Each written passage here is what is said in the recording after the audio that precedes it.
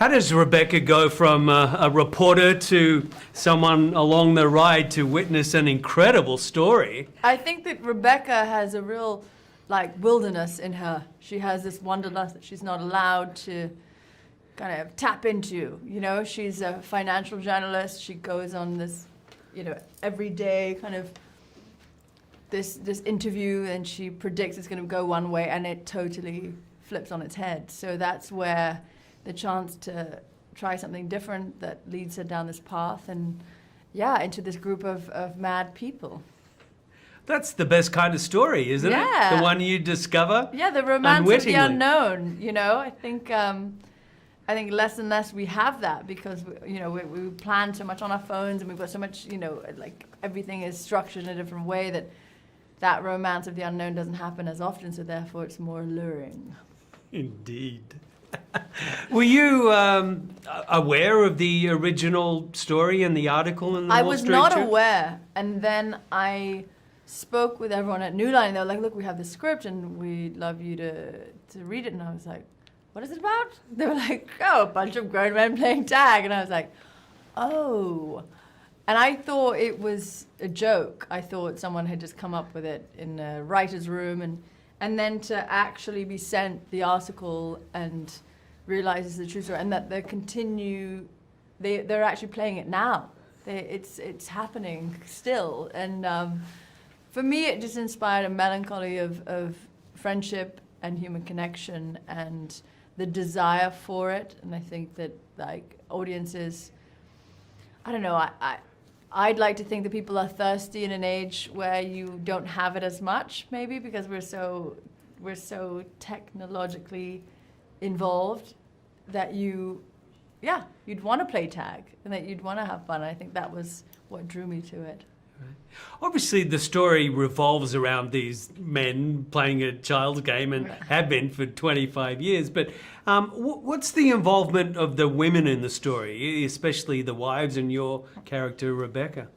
Well, I come into it quite late as the observer, as the person putting together this story. And, I think that inspires the egos of the players, too, that they have this person who's going to be this voice piece to the outside world about their story that's really central to so much of their lives. And especially Ed Helms' character, without giving too much away, we find out that his intention is perhaps driven for a more sentimental reason. And then there's Isla's character, who is the wife, the long-time supporter of the game. She's like the mascot, but doesn't get involved, respects that it's their thing. But she is. I mean, she is pivotal to the dynamic. And then, of course, there's Leslie Bibb, who is against the game, and Renna's wife-to-be. And there is, without giving too much away again, a potential that we might ruin a special day with our little game. Yeah, so I think, the women play pivotal parts. And it was a lot of fun. Well, that was my next question. What was it like for you to witness this group of not only very talented actors, but, a group that became friendly through the shoot, act out all these outrageous scenes? Well, it was wonderful, I mean, God, I know Jeremy Renner from The Hurt Locker, such serious movies, and then John Hamm, I had just seen him play his iconic character on Mad Men that's so heavy in this. And then I know Jake from The Mummy, we did together. And so, I used to train every day with him and Tom Cruise. It was serious mode. And then to cut to, the next summer, we're all running around an auditorium, literally throwing donuts at each other. It was quite a moment of, oh my God, what is my life? What is happening to these people? And so it was a lot of fun, and it was, incredibly bonding. You get to play and have fun and be light, and and then we're in a beautiful city like Atlanta, and we got to experience so many things and do a lot together. So what you see on screen, that camaraderie, was really real. Did you have any contact with the writer of the Wall Street Journal article, who you play?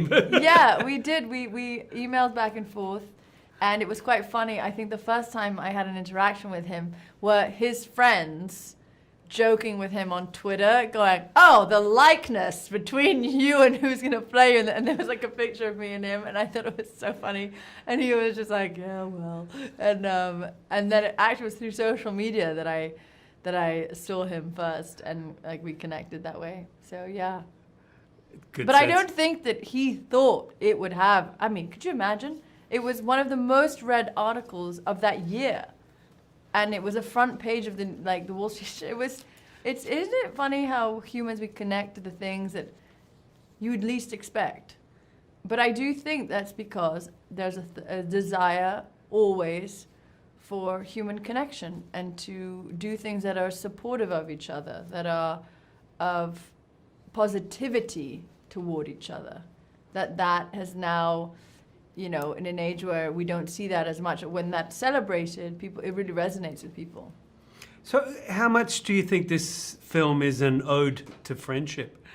It's all an ode to friendship. It's your friendships are the foundation of who you are, of who you become, of what you pass on to your children.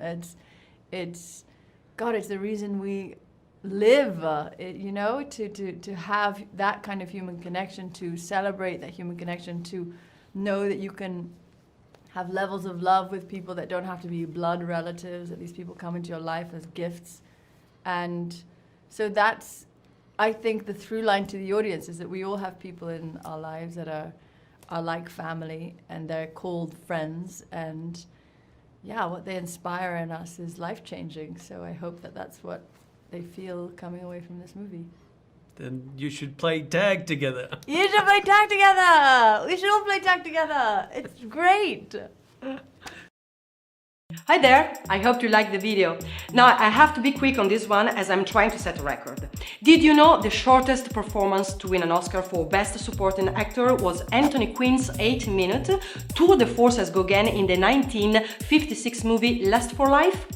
Meanwhile, the shortest performance to win an Oscar for Best Supporting Actress was Beatrice Strait's 5 minutes and 40 seconds performance in the 1976 film Network. Yes! Well, looks like a bit both of them. So if anyone from the Academy is watching, you know where to find me. Oh, by the way, my name is Valeria. Now, remember, we publish new videos every day, so be sure to subscribe for more great content. See ya!